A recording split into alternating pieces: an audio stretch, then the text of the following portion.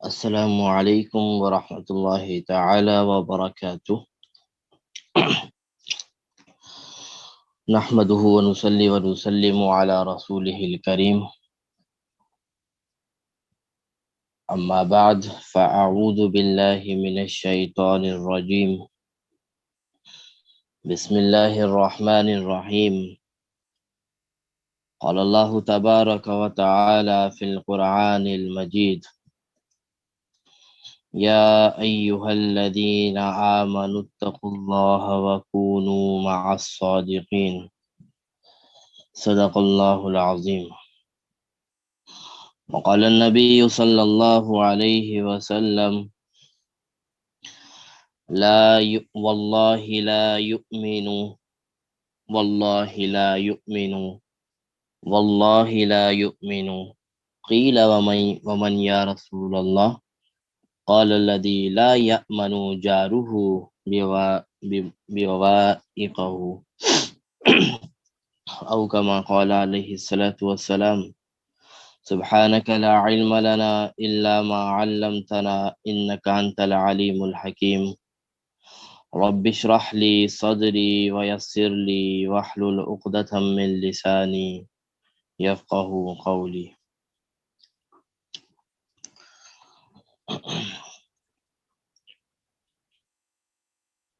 اللہ تبارک و تعالی کا ہم پر انتہائی کرم ہے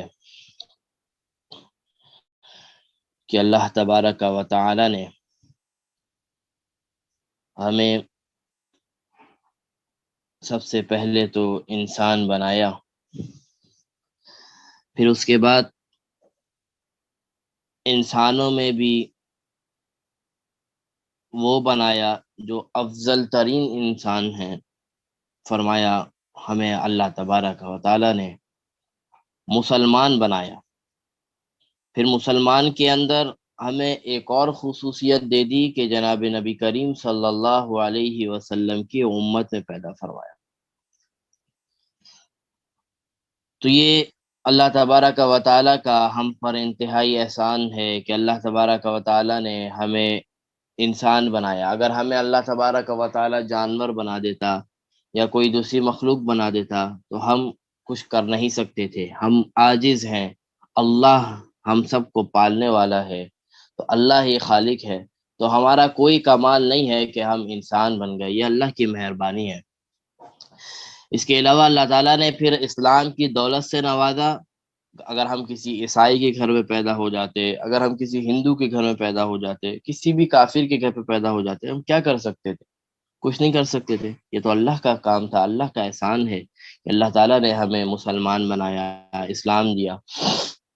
پھر اس سے بڑھ کر جناب نبی کریم صلی اللہ علیہ وسلم کی امت نے پیدا فرمایا۔ یہ وہ امت ہے جس کے بارے میں انبیاء علیہ السلام کو جب بتایا جاتا تھا کہ آپ کے بعد ایک نبی آنے والے ہیں جو تمام نبیوں کے سردار ہیں، ان کے یہ فضائل ہیں، ان کے یہ معاملات ہیں، جب ساری چیزیں ان کو پتہ چلتی، بتائی جاتی، تو وہ انبیاء ہوتے ہوئے وہ اس بات کی تمنا کیا کرتے تھے کہ کاش ہم بھی رسول اللہ کی امت میں پیدا ہوتے، کاش۔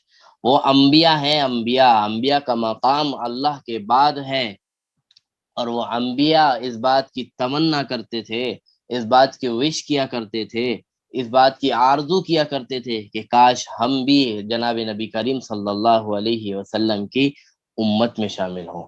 تو یہ نبی علیہ السلام کی امت میں شامل ہو جانا کوئی چھوٹی موٹی بات نہیں ہے، یہ بہت بڑی بات ہے، یہ بہت بڑا مسئلہ ہے کہ اللہ تبارک و تعالی نے ہمیں جناب امت محمدیہ میں شامل فرمایا۔ تو ہمیں اس کی قدر کرنے کی ضرورت ہے، ہمیں اس کی قدر کرنے کی ضرورت ہے۔ کوئی بھی اللہ تبارک و تعالی نے ہمیں نعمت دی ہے، اس نعمت کی قدر کرنے کی ضرورت ہے۔ اور ہر نعمت کی قدر کیسے ہوتی ہے؟ ہر نعمت کی قدر کیسے ہوتی ہے؟ اس نعمت کو صحیح استعمال کیا جائے، اس نعمت کے بارے میں صحیح عقائد رکھے جائیں، اس نعمت کے بارے میں صحیح نظریات رکھے جائیں، یہ ہے نعمت پر شکریہ۔ اللہ تبارک و تعالیٰ نے ہمیں آنکھیں دی ہیں، یہ اللہ کی بڑی نعمت ہے۔ کتنے ایسے لوگ ہیں جو بچپن سے ہی نابینا پیدا ہوتے ہیں، یا بچپن سے تو نہیں، بعد میں نابینا ہو جاتے ہیں۔ یہ کتنی بڑی دولت ہے کہ نظر کی دولت کہ اللہ تبارک و تعالیٰ نے ہمیں نصیب فرمائی۔ تو اس کا شکر کیا ہے؟ اس کا شکر یہ ہے کہ ان آنکھوں سے اللہ کا ان آنکھوں سے اللہ کا ذکر کیا جائے، ان آنکھوں سے قرآن مجید پڑھا جائے، ان آنکھوں سے اچھے کام دیکھے جائیں، ان آنکھوں سے اچھے اچھے کام، اچھی چیزیں دیکھی جائیں۔ اور اس کی ناشکری کیا ہے آنکھوں کی؟ ان آنکھوں کو غلط جگہ استعمال کیا جائے، ان آنکھوں کو غلط طریقوں پر، غلط راستوں پر لے کر جایا جائے، یہ ناشکری ہے ان نعمتوں کی۔ جناب نبی کریم صلی اللہ اچھا اللہ تبارک و تعالی اللہ تبارک و تعالیٰ نے ہم پر بہت ساری نعمتیں دی۔ ہم صبح سے اٹھتے ہیں رات تک اللہ کی نعمتوں کے اندر ہی ہیں، جب سے پیدا ہوئے ہیں جب تک مریں گے اس کے بعد بھی اللہ کی نعمتیں چلتی رہیں گی۔ لیکن اللہ تبارک و تعالیٰ نے اپنی کسی بھی نعمت کے اوپر یہ نہیں کہا کہ میں نے تم پر احسان کر دیا کہ یہ تمہیں نعمت دے دی۔ اللہ تعالیٰ نے تمہیں والدین دے دیا، اللہ تعالیٰ نے تمہیں اولاد دے دیا، اللہ تعالیٰ نے تمہیں آزاد سلامتی دے دی، سب کچھ دے دیا، مال و متاع دے دیا، سب دے دیا۔ لیکن اللہ تعالیٰ نے کسی بھی نعمت کے بارے میں یہ نہیں کہا کہ یہ تم پر میں نے احسان کر دیا، یا یہ تم پر، یہ تو سب سے بڑی نعمت ہے تمہارے لیے، کسی کے بارے میں نہیں کہا۔ لیکن جب معاملہ آتا ہے ایک جگہ تو فرمایا اے بنی آدم ہم نے تم پر احسان کر دیا۔ وہ کیا احسان ہے؟ اللہ تبارک و تعالیٰ فرماتے ہیں کہ ہم نے بنی آدم کے اوپر، ہم نے ہمارے اوپر کیا کر دیا؟ احسان کر دیا۔ وہ احسان کس بات پر اللہ تعالیٰ فرما رہے ہیں؟ کہ اپنا محبوب تمہیں دے دیا، یعنی اپنا محبوب، اپنا پیغمبر، اپنا رسول وہ تمہیں دے دیا کہ یہ تم لے لو، جاؤ فائدہ اٹھا لو اس سے۔ تو اللہ تبارک و تعالیٰ نے کسی بھی نعمت کے اوپر احسان نہیں جتلایا۔ اگر احسان جتلایا ہے تو جناب نبی کریم صلی اللہ علیہ وسلم پر جتلایا کہ یہ جو نبی میں نے تمہاری طرف بھیج دیا، یہ جو نبی میں نے تمہیں دے دیا اپنا، یہ میری طرف سے سب سے بڑا احسان ہے۔ یہ نبی کا تمہارے پاس آ جانا یہ بہت بڑا احسان ہے۔ کوئی آپ خود اندازہ لگائیں، عقل سے سوچیں، کوئی بھی قیمتی چیز اگر کسی کے پاس ہوتی ہے وہ کتنے آسانی سے کسی کو نہیں دیتا۔ اگر والدین بھی مانگے نا اس سے تو وہ بھی سوچتا ہے یار میں والدین کو دوں یا نہیں دوں، کیونکہ اتنی قیمتی چیز ہے، اتنی بھاری چیز ہے۔ کوئی اور دوسرا مانگے تو وہ اتنے آسانی سے نہیں دیتا وہ قیمتی چیز۔ تو پیغمبر علیہ السلام اللہ کے نزدیک تو سب سے قیمتی چیز ہے، اللہ کے خاص بندے ہیں، اللہ کے خاص بندے ہیں، اللہ کے محبوب ترین بندے ہیں۔ تو اللہ تبارک و تعالیٰ اپنی اتنی بڑی قیمتی چیز ہے جو ہمیں اللہ تبارک و تعالیٰ نے دے دی، تو اللہ تبارک و تعالیٰ نے اس قیمتی چیز کو دے کر بتلا دیا کہ اے بنی آدم ہم نے تم پر احسان کر دیا کہ اپنا پیغمبر تمہیں دے دیا، اپنا محبوب ترین بندہ دے دیا۔ اور آج پیغمبر ہمارے پاس ہیں، پیغمبر ہمارے پاس ہے، تعلیمات لے کر آئے۔ پیغمبر وجود کی صورت میں تو ہمارے پاس نہیں ہے، وہ اللہ کے پاس چلے گئے، لیکن اپنے شریعت کے حساب سے، اپنی باتوں سے، اپنے احادیث سے یا اپنے اعمال سے وہ ہمارے ساتھ ہر وقت ہیں۔ تو ہم نے اس پیغمبر کا، جس کے بارے میں کہا کہ ہم نے تم پر احسان کر دیا، ہم نے اس پیغمبر کا کیا حال کیا ہے؟ یہ سوچنے کی ضرورت ہے کہ ہم نے اس پیغمبر کی کتنی باتیں مانی ہیں، ہم نے اس پیغمبر کے کتنے باتوں پر چلے ہیں۔ یہ اگر یہ سوچ پیدا ہو جائے تو انسان پیغمبر کی باتوں پر عمل کرنے والا بن جائے، اور یہی پیغمبر کے آنے کا شکریہ ہے۔ پیغمبر کی باتوں پر عمل کر لینا، پیغمبر کی اتباع کر لینا، جناب نبی کریم صلی اللہ علیہ وسلم کو حتی الامکان ان کی سنتوں کو اپنا لینا، یہ شکریہ تو ہم کسی چیز کا نہیں کر سکتے، کسی نعمت کا نہیں کر سکتے، لیکن اگر ہماری طرف سے کوئی کوشش ہو سکتی ہے شکر ادا کرنے میں، تو اس کے علاوہ کوئی اور دوسرا آپشن نہیں ہے کہ پیغمبر کے بتائے ہوئے طریقوں پہ چلنا شروع کر دیں۔ یہ انشاءاللہ پیغمبر سے ملوا دے گا۔ یہ انشاءاللہ ہم سب کی خواہش ہے کہ ہم جناب نبی کریم صلی اللہ علیہ وسلم سے ملاقات کریں۔ ہر بہن کی، ہر بھائی کی، ہر بچے کی، ہر بوڑھے کی، ہر کسی کی یہی خواہش کہ ہمارا کم از کم ہمارا دیداری پیغمبر علیہ السلام کا ہو جائے۔ دنیا کے اندر بھی چاہتے ہیں کہ ہم پیغمبر کا دیدار کر لیں خواب کی صورت میں، جب اور اللہ تعالیٰ کہتے ہیں جنت کے دن، اور دعائیں مانگتے ہیں کہ اللہ ہمیں ایسی جنت نصیب فرما دے جب پیغمبر کا ساتھ نصیب ہو جائے۔ تو وہ پیغمبر کا ساتھ اسی صورت نصیب ہوگا جب پیغمبر کو راضی کر کے جائیں گے، جب پیغمبر ہم سے راضی ہوں گے، جب جناب نبی کریم صلی اللہ علیہ وسلم ہم پر راضی ہوں گے تو پیغمبر کا، نبی کا ساتھ بھی نصیب ہوگا۔ اور نبی علیہ السلام راضی کب ہوں گے؟ جب پیغمبر کو راضی کریں گے، جب پیغمبر کے بتائے ہوئے طریقے پر چلیں گے تو ہمارے نبی، ہمارے پیارے نبی ہم سے راضی ہوں گے اور ان کا ساتھ ہمیں نصیب ہوگا۔ تو یہ بڑا احسان کہ پیغمبر کا ہمارے پاس آ جانا، تو اب ان کے ان کی شریعت، ان کی چیزیں، ان کی احادیث، ان کی سنتیں ہمارے پاس موجود ہے۔ ہمیں چاہیے کہ ہماری پوری زندگی ان سنتوں کے مطابق گزرے، ہماری پوری زندگی ان سنتوں کے مطابق گزرے۔ کل ہماری الحمدللہ ثم الحمدللہ سورۃ الحجرات مکمل ہو گئی، اور سورۃ الحجرات کے اور سورۃ اللقمان کے بڑے اہم مضامین تھے جو ہم سب کے سامنے آئے کہ اللہ تبارک و تعالیٰ ان مضامین پر چلنے والا بنائے۔ آج جو ہمارے پاس حدیث ہے، یہ ہمارے پاس حدیث کچھ اس طرح کی چل رہی ہے جو انسان کی دل کی بیماریوں سے تعلق رکھتی ہے، یا ایمان کے بارے میں آتی ہے کہ ایمان انسان کا کیسا ہونا چاہیے، کہ ایمان والے کون ہوتے ہیں، مسلمان کون ہوتے ہیں۔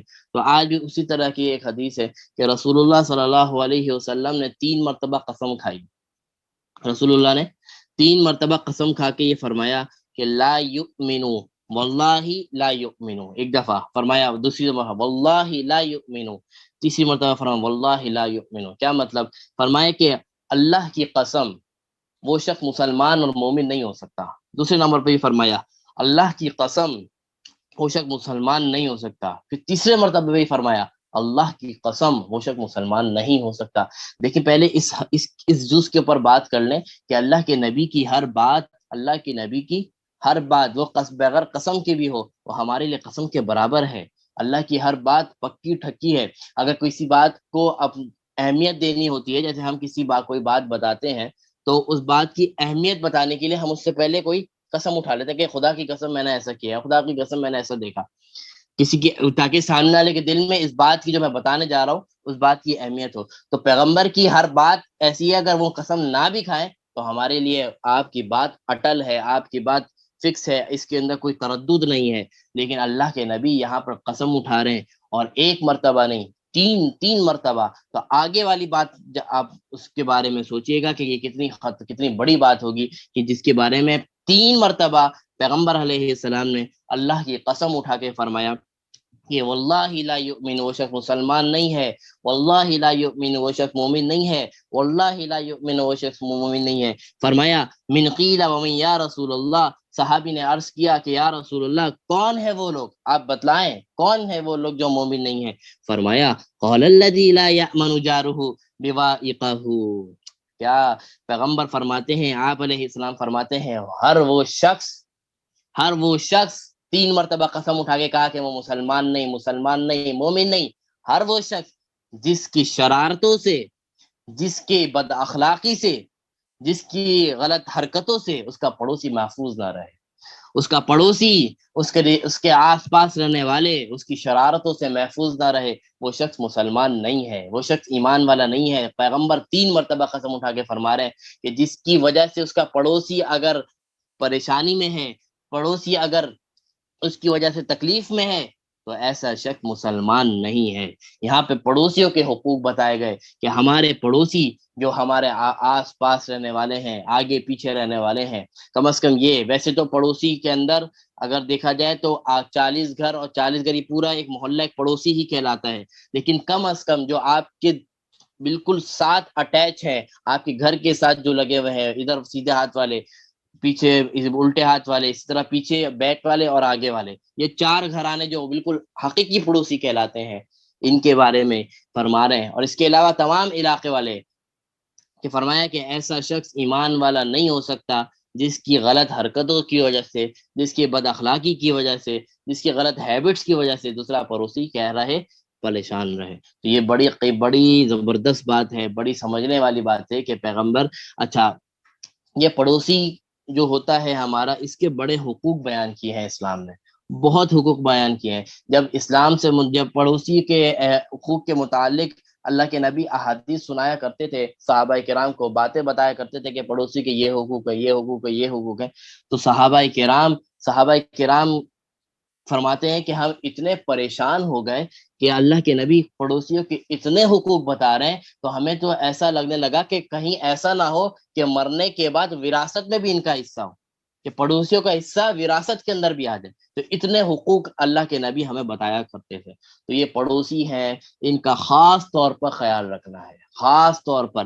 اب پڑوسی بہت سے قسم کے، ایک پڑوسی وہ ہوتا ہے کہ ایک تو پڑوسی ہے، اور ایک بہت سے ایسی جگہ ہوتے ہیں کہ پڑوسی بھی ہوتے ہیں وہ، اور رشتہ دار بھی ہوتے ہیں کہ وہ ہمارا کوئی رشتہ بھی ہوتا ہے ان سے. تو یہاں پہ دو چیزیں بن جاتی ہیں، ایک پڑوسی کا حقوق بھی اور ایک رشتہ داری بھی نبھانی ہے. جب ایسے معاملات ہو یہاں پہ تو بہت خیال رکھنا ہے کہ پڑوسی بھی ہیں اور رشتہ دار بھی ہیں، ان کے حقوق کا زیادہ. اور اس کے علاوہ اگر آپ کا پڑوسی ہے اور کافر ہے، اللہ کو نہیں مانتا ہے، اس کے ساتھ بھی اچھے اخلاق کے ساتھ رہنا ہے، اس کے ساتھ بھی اچھے طریقے سے رہنا ہے، جیسے دوسرے لوگوں کے ساتھ رہتے ہیں اسی طرح. یہ نہیں سوچنا کہ میرا پڑوسی تو کافر ہے، اللہ کو نہیں مانتا، میں اس کے ساتھ کیوں اچھے طریقے سے. نہیں، پڑوسی اگر کافر بھی ہے تو اس کے ساتھ اچھے اخلاق. ہاں، پڑوسی کے اگر کافر ہے تو اسلام نے کچھ حدود بتائے ہیں، کچھ باؤنڈریز لگائی ہیں. یہ نہیں ہے کہ اگر آپ کا پڑوسی کافر ہے تو آپ اس کے ساتھ اتنا مل جائیں کہ ان کے تہواروں میں بھی شامل ہو جائیں، ان کے ایونٹس میں بھی چلے جائیں، ان کو اور اتنا محبت ہو جائے کہ وہ بتوں کی عبادت کر رہے ہیں تو ان کے ساتھ اس میں بھی شریک ہو جائیں. نہیں، یہ حدود نہیں. حدود جو بتا دیا اس حدود کو کراس نہیں کرنا، اس سے پیچھے اس کے اچھے اخلاق. اس کے لیے تمام جو کفار ہیں ان کے ساتھ اچھے اخلاق کے ساتھ اچھے انداز کے ساتھ رہنا ہے. ہاں البتہ ان کے تہواروں میں، ان کے اس طرح کے کھانے میں جس کے بارے میں یہ پکا یقین ہو کہ یہ کھانا کہ بتوں کی طرف سے ہے، یا ان کے اندر کوئی شرک ہے، کوئی شرک کی علامت ہے، یا کوئی حرام چیز ملی ہوئی ہے، تو ایسا کھانا کھانے کی اجازت نہیں ہے. یہاں اگر انہوں نے کوئی مقصد سے کھانا نہیں بنایا، اگر کوئی کھانا لے کر کوئی پڑوسی ہمارا کافر ہے، وہ شخص ہمارے گھر میں لے کر آئیے کھانا، اور آپ کو پورا یقین ہے کہ نہ کوئی ایسی حرام چیز بنی ہوئی ہے، نہ اس کے اندر کوئی ایسے غلط عقائد شامل ہے، تو وہ کھانا بھی کھایا جا سکتا ہے. اس کا لایا ہوا وہ کھانا بھی کھایا جا سکتا ہے. تو یہ پڑوسی کے بڑے حقوق ہیں. وہ پڑوسی اگر رشتہ دار ہو تو اس کے حقوق اور زیادہ بڑھ جاتے ہیں، اگر رشتہ دار نہیں ہو تو پڑوسی کی حیثیت سے تو بہت زیادہ. تو فرمایا کہ 3 مرتبہ قسم اٹھا کے کہہ رہے ہیں کہ ایسا شخص مومن ہی نہیں ہو سکتا جس کا پڑوسی اس کی وجہ سے پریشان ہو. تو یہ بہت بڑی، بہت قیمتی حدیث ہے، اس پر بہت زیادہ عمل کرنے کی ضرورت ہے کہ کہیں ہمارا پڑوسی ہم سے پریشان تو نہیں ہے، کہیں ہمارا پڑوسی کہیں ہم سے کوئی ناراضگی کا شکار تو نہیں ہے، ہمارے کسی غلط ایکٹ کی وجہ سے اس کو پریشانی تو نہیں ہوتی. ہم ایسا تو نہیں کرتے کہ جب جھاڑو لگاتے ہیں تو باہر کوئی اگر ہم نے ماسی رکھی ہوئی ہے یا کچھ بھی رکھی ہوئی ہے تو ہم اس کو کہتے ہیں کہ بھائی یہ ہمارا راستہ صاف کر دینا، ہمارا جو کچرا ہے وہ بھلے پڑوسیوں کی طرف کر دینا، ہمارا سامنے. ہم ایسا تو نہیں کرتے، ہم اپنا کچرا کسی کے سامنے کے دروازے پہ تو نہیں ڈالتے. یہ سارے اخلاق معاشرت بھی ہے کہ یہ چیزیں نہیں ہونی چاہیے، اسی سے لڑائی جھگڑے بھی پیدا ہوتے ہیں. تو یہ پڑوسیوں کا حقوق، پڑوسیوں کے احسان بہت ضروری ہے. پڑوسیوں کے بارے میں بہت زیادہ سوچنا چاہیے کہ کہیں میرا پڑوسی مجھ سے پریشان تو نہیں ہے. یہ پڑوسی ایسا ہے کہ وہ ہر وقت آپ کے ساتھ ہے، صبح سے لے کر رات تک ہمیشہ وہ آپ کے ساتھ لگا ہوا ہے. یہ پڑوسی کی بڑی اہمیت اسلام نے بتائی ہے. بہت زیادہ ضرورت ہے اس پر کوشش کریں کہ ہمارا پڑوسی ہم سے خوش رہے، ہمارا پڑوسی ہم سے خوش رہے. اب جو ہمارے پاس دوسری حدیث ہے، فرمایا ان ابی ہریرہ قال قال رسول اللہ صلی اللہ علیہ وسلم اکمل المؤمنین ایمانا احسنهم خلقا. یہ حضرت ابو ہریرہ رضی اللہ تعالیٰ عنہ سے روایت ہے کہ نبی اکرم صلی اللہ علیہ وسلم نے فرمایا مسلمانوں میں سب سے زیادہ کامل ایمان والا کون ہے؟ مسلمانوں میں سب سے زیادہ کامل ایمان والا شخص وہ ہے جس کے سب سے زیادہ اخلاق اچھے ہوں، جس کے زیادہ سب سے اخلاق اچھے ہوں. یہ نہیں فرمایا جس کی نمازیں پوری ہوں، جس کے حج پورے ہوں، جس کی زکوٰۃ ٹائم ٹو ٹائم ادا ہوتی ہو، اس کے سارے معاملات اچھے ہوں. نہیں، فرمایا کہ سب سے بہترین مسلمان وہ ہے جس کے اخلاق اچھے ہوں، جس کے اخلاق اچھے ہوں. آج بہت سے مسلمان عبادتوں میں تو بہت آگے، نمازوں میں آگے، روزوں میں آگے، حج میں آگے، سب چیزوں میں آگے، لیکن اگر اس سے بات کرو تو ایسا لگتا ہے کہ ابھی مارے گا، ابھی دوڑ کھائے گا، کہ ابھی اس سے ہلکی سی کوئی بات ہو، اس کے پیشانی کا رنگ ایسا چینج، تو ہر کوئی ان سے ڈرتا ہو، ہر کوئی اس سے پیچھے بھاگتا ہو. کہ ایسی شکل ہو، تو فرمایا یہ ایسے یہ مسلمان کامل مسلمان نہیں ہے، اچھے مسلمان اخلاق والے ہیں، جو اخلاق کے ساتھ ملتے ہوں، اخلاق کے ساتھ بات کرتے ہوں۔ پیغمبر علیہ السلام نے فرمایا کہ تم میں سے، ایک اور دوسری حدیث میں بتاتا ہوں، پیغمبر علیہ السلام کا ارشاد ہے کہ تم میں سے بہترین شخص وہ ہے جو اخلاق میں اچھے ہو، اور اب سب سے زیادہ اپنے گھر والوں کے ساتھ اخلاق میں اچھے ہو۔ اور پیغمبر نے اپنی طرف اشارہ کر کے بتایا صحابہ کرام کو، میں اپنے گھر والوں کے لیے بہت اچھا ہوں، میں اپنے گھر والوں کے لیے بہت اچھا ہوں۔ آج ہمارے بہت سے مرد حضرات بہت افسوس کے ساتھ، ہمارا نوجوان، ہمارا مرد بہت افسوس کے ساتھ جب باہر کسی دوستوں کے ساتھ بیٹھے گا، باہر کسی لوگوں کے ساتھ رہے گا، تو بہت اچھے اخلاق سے رہے گا، بہت اچھی باتیں کرے گا، ساری چیزیں کرے گا، لیکن وہی مرد، وہی شوہر جب گھر میں انٹر ہوگا تو بس ایسا لگے گا کہ کوئی جنگل میں آ گیا، کوئی ایسا معاملہ ہے، بھائی لڑائی جھگڑے، بھائی ہنسی مذاق کی تو باتیں ہی نہیں ہے، ہر کام غصے سے، ہر بات غصے سے۔ فرمایا نہیں، سب سے اخلاق کا تو انسان کا اس کے گھر میں پتہ چلتا ہے کہ وہ اپنی بیوی کے ساتھ کیسا ہے، دوسرے دوست کے ساتھ تو بہت اچھا ہے، اپنی بیوی کے ساتھ کیسا ہے، اپنے والدین کے ساتھ کیسا ہے، اپنے بھائی بہنوں کے ساتھ کیسا ہے۔ تو مرد کا اخلاق سب سے بہترین اپنے گھر والوں کے ساتھ، اور خصوصاً گھر والوں میں سب سے پہلے نمبر پہ جو آتی ہے، اگر وہ شادی شدہ ہے تو اس کی بیوی آتی ہے، کہ وہ اپنے بیوی کے ساتھ کیسا ہے اخلاق، اپنے بیوی کے ساتھ کیسا ہے، اس سے کیسے باتیں کرتا ہے، اس کی اگر کوئی غلطی دیکھتا ہے تو آسمان اٹھا لیتا ہے، یا اس کو معاف کرنے کی کوشش کرتا ہے، اس کو درگزر کرنے کی کوشش کرتا ہے، اس کو برداشت کر لیتا ہے۔ یہاں مرد کا مردانگی یہاں چیک ہوتی ہے۔ یہاں مرد نے چار کو مار دیا، یہ مردانگی نہیں ہے۔ مرد کی مردانگی یہ ہے کہ اس کے ذریعے اس کے ساتھ جڑنے والے لوگ اس کے ساتھ خوش رہیں، یہ مرد کی مردانگی ہے۔ کہ مرد تب بنے گا جب اس کی بیوی اس سے خوش ہوگی، اس کے گھر والے اس سے خوش ہو گئے۔ آج عورتوں پر بہت باتیں ہوتی ہیں کہ عورتیں یہ ہوتی ہیں، عورتوں کے مسائل ہیں، عورتیں اس طرح کی باتیں کرتی ہیں، عورتوں کی وجہ سے لڑائی جھگڑے۔ نہیں، اس میں بہت زیادہ کردار لڑائی جھگڑوں کا مردوں کا بھی ہوتا ہے۔ مرد گھر میں باہر تو صحیح ہے، گھر آتا ہے تو ایسے بات کرتا ہے، جب بیوی کے سامنے اگر غلط بات ہوگا تو وہ بھی اللہ کی مخلوق ہے، اس کے اندر بھی ایک برداشت کی ایک اللہ تعالیٰ نے ایک لمٹ رکھی ہے کہ اس وقت تک۔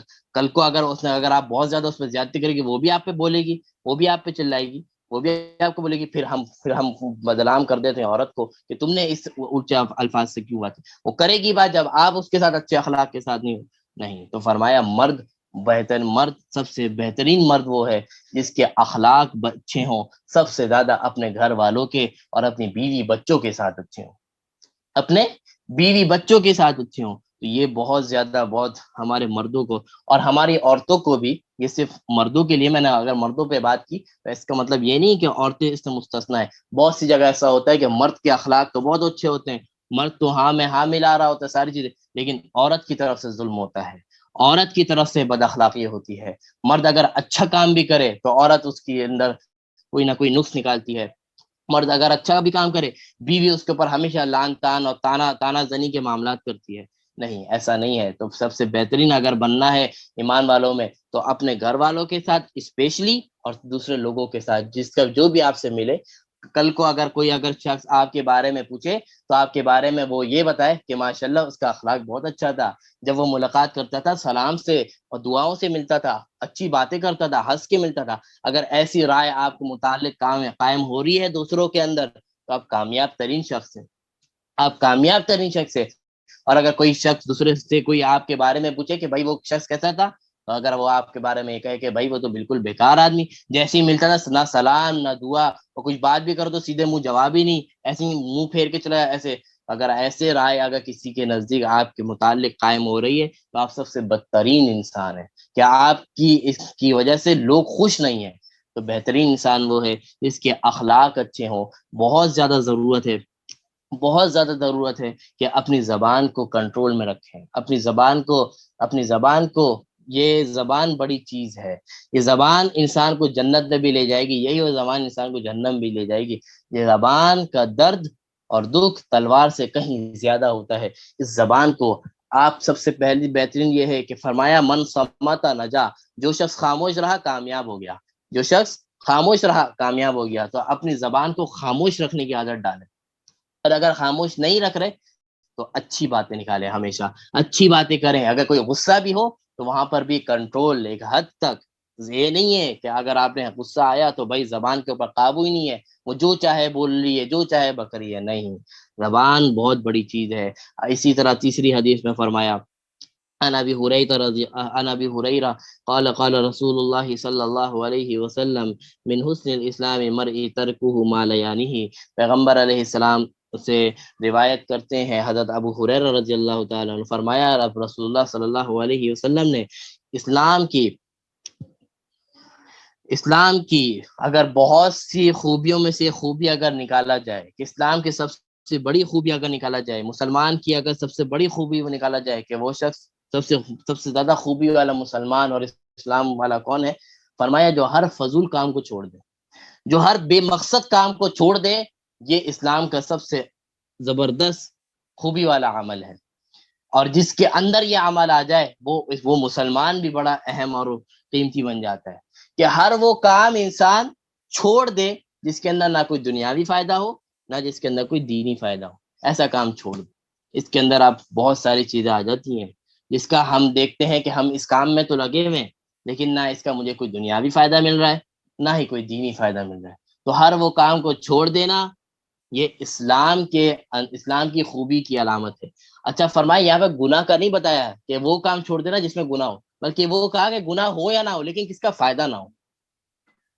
میں گیم کھیل رہا ہوں صبح سے لے کر رات تک، نمازیں وغیرہ بھی پڑھ رہا ہوں، سب کچھ کر رہا ہوں، گیم کھیلنے کا مجھے کوئی گناہ نہیں مل رہا، کوئی اس کے اندر کوئی ایسی چیز بھی نہیں آ رہی جس میں بدنظری ہو، ایسی چیز ہو، لیکن اس کا کوئی فائدہ مجھے حاصل نہیں ہو رہا، نہ کوئی دنیاوی فائدہ ہو رہا ہے، نہ کوئی دینی فائدہ ہو رہا ہے، تو ایسے چیز کو بھی اسلام کہتا ہے کہ اچھا اسلام مسلمان وہ جو اس کو بھی چھوڑ دے، اس کا کوئی فائدہ، ہر وہ کام کرے۔ اسلام چاہتا ہے کہ مسلمان آگے بڑھے، ترقی کرے، ہر وہ کام کرے جس کے اندر یا تو دنیاوی فائدہ ہو یا دینی فائدہ ہو، لیکن اس کے اندر یہ شرط رکھا گیا کہ ایسا نہ ہو کہ دنیاوی فائدے کو سوچتے ہوئے دین کا نقصان کرو، ایسا کام نہیں کرنا، ایسا کام کرنا کہ جس میں دین کا بھی فائدہ ہوگا، دین کا فائدہ نہیں بھی ہو رہا تو دین کا نقصان نہیں ہونا چاہیے۔ تو انسان جب دونوں کو بیلنس کر کے چلے گا، دونوں کو لے کر چلے گا، دنیا کو بھی لے کے چلے گا، دین کو بھی لے کے چلے گا، تو قیمتی انسان بن جائے گا، دنیا بھی اچھی ہوگی، آخرت بھی اچھی ہوگی۔ تو فرمایا ہر وہ شخص کامیاب ہے، ہر وہ شخص بہترین مسلمان ہے جو ہر فضول کام کو چھوڑ دے۔ اب یہاں پہ ہر وہ کام بتایا جس کے اندر کوئی فائدہ نہیں، اب ایسے بہت سے کام ہیں جو گناہ کے کام ہیں، غلط چیزیں دیکھنا، بد اخلاقی کرنا، اسی طرح گالم گلوچ ہے، غیبت ہے، یہ تو وہ کام ہے جس کے اندر گناہ ہے، سخت ترین گناہ ہے، یہ کام کو تو زیادہ ضرورت ہے ان کاموں کو چھوڑ دینے کی۔ تو جب انسان ان چیزوں سے نکلے گا تو بہت زیادہ بہت ترقی کرے گا، بہت آگے بڑھے گا۔ تو یہ تین حدیث ہم نے آج پڑھی ہے، اس کے اندر پہلے نمبر پہ جو بات ہے پڑوسی سے متعلق کہ وہ شخص مسلمان ہی نہیں ہو سکتا جس کی وجہ سے اس کے پڑوسی اس کی شر سے، اس کی بد اخلاقی سے، اس کی غلط ایکٹ کی وجہ سے وہ دوسرا پڑوسی اس سے پریشان ہو۔ اگر ایسا معاملہ ہے تو وہ شخص مسلمان اپنے آپ کو مت کہے، ایمان والا مت کہے، ایمان والا تو وہ ہوتا ہے جس کے پڑوسی اس سے خوش ہوں۔ دوسرے نمبر پہ جو حدیث ہمارے پاس آئی، فرمایا کہ سب سے بہترین کامل مسلمان وہ ہے جس کے اخلاق اچھے ہوں، جس کے اخلاق اچھے ہوں، خاص طور پر اپنے گھر والوں کے ساتھ، اپنے بیوی بچوں کے ساتھ، اپنے والدین کے ساتھ، اپنے بھائی بہنوں کے ساتھ، یہ سب سے بہترین شخص ہے۔ اور تیسرے نمبر کی جو حدیث آئی ہے کہ اسلام کی سب سے بڑی خوبی اور مسلمان کی سب سے بڑی خوبی یہ ہے کہ ہر وہ کام کو چھوڑ دے جس کے اندر نہ کوئی دنیاوی فائدہ ہو، نہ کوئی اخروی فائدہ ہو۔ تو یہ تین حدیث ہے اور بہت قیمتی احادیث ہے، اس کے اوپر ہمیں بہت زیادہ عمل کرنے کی ضرورت ہے، بہت زیادہ اس پر چلنے کی ضرورت ہے۔ اگر ہم چلیں گے تو ہماری سوسائٹی بہتر ہو سکتی ہے، ہمارا گھر کا نظام بہت بہتر ہو سکتا ہے، ہماری بیوی بچے کی جو نفرتیں ہیں آپ کے اچھے اخلاق کی وجہ سے وہ محبتیں دوبارہ لوٹ سکتی ہیں۔ تو خصوصی طور پر اسی طرح اگر مرد شوہر ناراض رہتا ہے آپ کی کسی بد اخلاقی کی وجہ سے، آپ کے کسی غلط ایکٹ کی وجہ سے، آپ کے کسی مس بیہیو کی وجہ سے، اگر آپ وہ چیز اپنے اندر ٹھیک کر لیں، سدھار لیں، تو آپ کا شوہر آپ سے خوش رہ سکتا ہے۔ یا اسی طرح مرد کے اندر یہ پرابلم ہے تو آپ کی بیوی آپ سے دوبارہ خوش ہو سکتی ہے، وہ محبتیں جو پہلے شادی کے چند ہفتے تھی وہ محبتیں دوبارہ آ سکتی ہیں، وہ محبتیں نفرتوں میں یا دوسری چیزوں میں بدلتی اسی وجہ سے کہ ہم نے شادی سے پہلے وعدے کیے ہوتے ہیں، شادی کی راتوں کو وعدے کیے، تو وہ وعدے ہم بھول جاتے ہیں کہ میں تمہارا خیال رکھوں گا، میں تمہاری خدمت کروں گی، میں تمہارا یہ کروں گا، میں تمہارے لاج اٹھاؤں گا۔ یہ جب ہم بھول جاتے ہیں نا تو وہاں سے نفرتیں پیدا ہوتی ہیں. اگر ہم یہ ساری چیزیں دوبارہ شروع کر دیں وہ محبتیں دوبارہ لوٹ سکتی ہیں, اور یہ کوئی مشکل کام نہیں ہے. آپ کی بیوی ہے, آپ اس کو منا سکتے ہیں. آپ کا شوہر ہے, آپ اس کو منا سکتی ہیں, آپ اس کو سوری بول سکتی ہیں, آپ اسے معافی تلافی کر سکتی ہیں. کوئی آپ کو مارے گا نہیں, کوئی آپ کو دوڑ کے نہیں کھائے گا. جب آپ ایک قدم آپ آگے بڑھائیں گے تو سامنے والا خوش ہوتا ہے. تو خصوصی طور پر اس کے اندر میں اس کے اوپر انشاءاللہ بات کروں گا. ہماری آج 15ویں کلاس ہے, 16ویں ہے, بلکہ 4 کلاس 3 4 کلاس ہمارے باقی ہے. یہ جو خاص طور پر جو گھر کا سسٹم ہے, خاندانی نظام, میاں بیوی کے تعلق آپس میں کیسے ہونے چاہیے, ساس شوہر کے, اسی طرح بہو ساس کے جو تعلقات ہیں, اس کے اوپر میں انشاءاللہ کسی دن ایک دن تفصیلی بات کروں گا. لیکن یہ چیز انسانوں کے اندر بہت زیادہ ضرورت ہے, جس کی وجہ سے آج لڑائی جھگڑے بہت زیادہ بڑھ رہے ہیں. ہم دارالفتاؤں میں جاتے ہیں جہاں پہ فتوے وغیرہ ملتے ہیں, تو سب سے زیادہ جو ہمارے پاس ہم دیکھتے ہیں جو کیس آتے ہیں, سب سے زیادہ کیس طلاق اور خلا کے آتے ہیں. یہی مسئلے آ کے لوگ پوچھ رہے ہوتے ہیں کہ طلاق ہو گئی خلا ہو گئی, طلاق ہو گئی خلا ہو گئی. سب سے زیادہ ریشو طلاق کا بڑھ رہا ہے. وجہ یہی چھوٹی چھوٹی بیماریاں ہوتی ہیں جو کل کو بہت بڑے جھگڑے کا سبب بن جاتی ہیں. یہ بہت زیادہ ضروری ہے اس پر عمل کرنے کی. آج جو ہمارے پاس کچھ صلاۃ و تسبیح سے متعلق ہم نے کچھ بات کرنی تھی کہ صلاۃ و تسبیح یہ وہ نماز ہے, یہ نفل نماز ہے, اور اس کی 4 رکعت ہوتی ہیں. پہلی بات تو یہ سمجھ لیں کہ یہ نفل ہے, یہ کوئی سنت کوئی فرض نہیں ہے. یہ نفل نماز ہے صلاۃ التسبیح کی, اور تھوڑی سی دوسری نمازوں سے مختلف ہے. دوسری جو نمازیں ہم پڑھتے ہیں اس سے تھوڑی سی ڈفرینٹ ہے, اور یہ نفل نماز ہے, اور اس کی 4 رکعت ہوتی ہے. اس کی 4 رکعت ہوتی ہے ایک ہی سلام سے, یعنی پوری ایک ساتھ 4 رکعت پڑھنی. اس نماز کی فضیلت کے بارے میں کچھ یوں ایک حدیث میں آتا ہے کہ آپ علیہ السلام نے اس نماز کو اپنے سگے چچا حضرت عباس کو سکھائی. یہ نماز اپنے سگے چچا, اپنے سگے جو چچا تھے. اچھا, اس کے اوپر میں کسی دن بات کروں گا کہ آپ علیہ السلام کا جو خاندان تھا, آپ علیہ السلام کے چچا کون تھے, آپ کی بیویاں کتنی تھی, آپ کی بیویوں کے نام کتنے, کتنی صاحبزادی تھی. یہ وہ باتیں ہیں جو آپ علیہ السلام سے متعلق وہ باتیں جو ہر مسلمان کو معلوم ہونی چاہیے. میرے والدین, میرے گھر والے, میرے دوست کے بارے میں تو معلوم ہے کہ یہ میرا دوست ہے, یہ اس کا بھائی ہے, یہ اس کے والدین ہے, یہ اس کے بچے ہیں, یہ اس کے بارے. لیکن جو ہمارے رہبر, ہمارے پیغمبر, اس کے بارے میں ہمیں نہیں پتا کہ میرے نبی کے کتنے بچے تھے, میرے نبی کی کتنی بچیاں تھیں, کیا نام تھے, کتنی بیویاں تھیں, کیا نام تھے, کیا چچا تھے, کتنی پھوپھیاں تھیں, ہمیں نہیں معلوم ہوتا. جو ہمارے پیغمبر ہے, جس کے بارے میں اللہ فرما رہا ہے ہم نے تم پر احسان کر دیا کہ پیغمبر دے دیا, اس کی فیملی کے بارے میں نہیں پتا, اس کے خاندان کے بارے میں نہیں پتا. تو ہمیں اپنی محبت, ہم صرف نعرہ تو لگاتے ہیں کہ ہمیں نبی سے محبت ہے, نبی سے محبت ہے, نبی سے محبت ہے. نبی سے پوچھ لیا, اس سے پوچھ لیا نبی کے بچے کتنے تھے, صاحبزادی کے, نہیں معلوم, بلائنڈ, کچھ پتہ ہی نہیں ہے. تو یہ چیز بھی, اس کے اوپر بھی انشاءاللہ ہم بات کریں گے. خیر, تو حضرت رسول اللہ صلی اللہ علیہ وسلم نے اپنے چچا حضرت عباس کو یہ نماز سکھائی. ایک دن آپ علیہ السلام اپنے چچا کے پاس آئے اور کہا کہ میں آپ کو ایک ایسی چیز بتانے جا رہا ہوں, ایک ایسی نماز سکھانے جا رہا ہوں جس کا حکم, جس کا جو مجھے اللہ نے سکھائی ہے, میں آپ کو سکھانے جا رہا ہوں. میں نے ابھی تک کسی اور کو نہیں بتائی, یہ صرف میں آپ کو بتا رہا ہوں کہ یہ ایک ایسی اتنی قیمتی نماز ہے, آپ اس نماز کو روزانہ پڑھ لیا کریں. جو میں بتاؤں گا ابھی, اس نماز کو آپ روزانہ پڑھ لیا کریں. پھر آپ علیہ السلام نے حضرت عباس سے کہا کہ اگر روزانہ نہیں پڑھ سکے نا, کوئی مسئلہ ہو نا, کوئی پریشانی ہو, ہر ہفتے پڑھ لیا کریں. اگر ہر ہفتے بھی نہیں پڑھ سکے نا, ہر مہینے پڑھ لیا کریں.